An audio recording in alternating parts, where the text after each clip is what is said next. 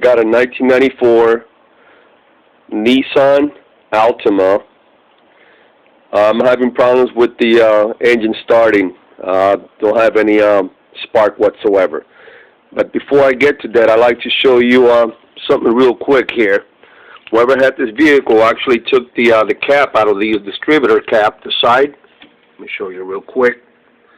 I'm not sure if I put them right, but if anybody could tell me if I put those wires right.